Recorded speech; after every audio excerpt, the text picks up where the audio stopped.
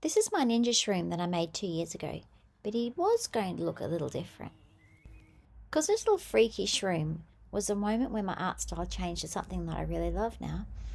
Not long before this, I began experimenting with digital art.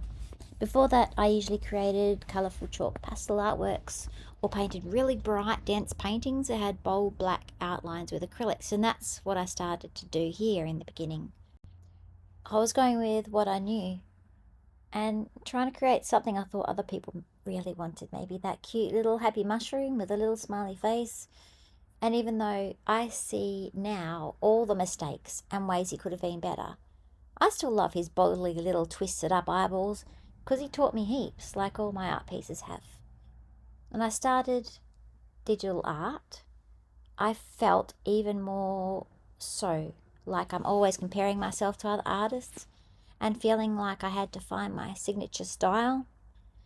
But what I've learned is that I think your style kind of finds you through being consistent and letting yourself give things a go. I know I'm definitely more the slightly creepy, big eyeball, jutting out teeth kind of artist, and I can't see that changing anytime.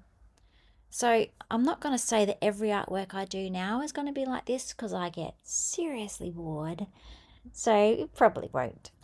But this was a turning point in not only my art style, but in being brave to show people what my artwork felt like within me. So it was more random, sketchy outlines, grungy textures, muted layers that show all the messes underneath, drawing strange things that say, "Ha! Give me all your freaky little babies." And I have one of those faces that shows everything, all the crazy joys and lows, the anxieties and messes underneath, everything I'm thinking or feeling, even when I don't want it to. So I think maybe it would make sense for my artwork to show that too. And I think it takes either bravery or some kind of craziness to reveal those parts of yourself to the world, probably more so the latter. And it does produce little mini freakouts in some of us, especially if you really want to please, and even more so if you do get brave enough to show your artwork and then you're showing it to crickets.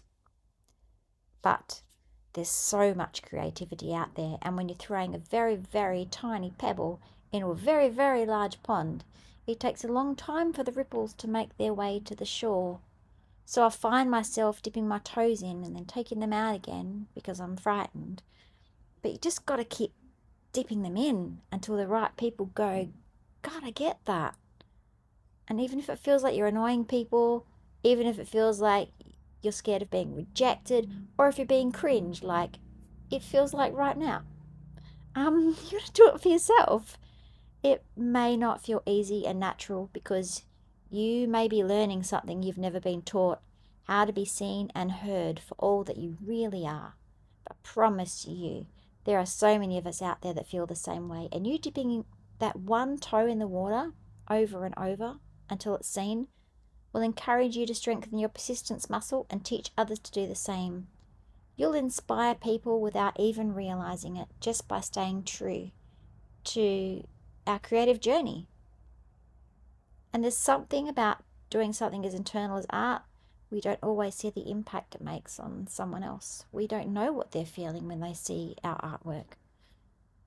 So if you've ever doubted your progress, or you feel like your style isn't there yet, or you're struggling with being too weird, and there's a spoiler alert, you will never be too weird, keep driving that snowplow until the tracks get clearer.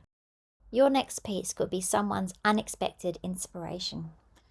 If you've got an artwork that you've revisited lately, I'd love for you to share what you found out about it in the comments. Let's support and encourage each other. Have an amazing day, guys. Thanks for watching. Bye.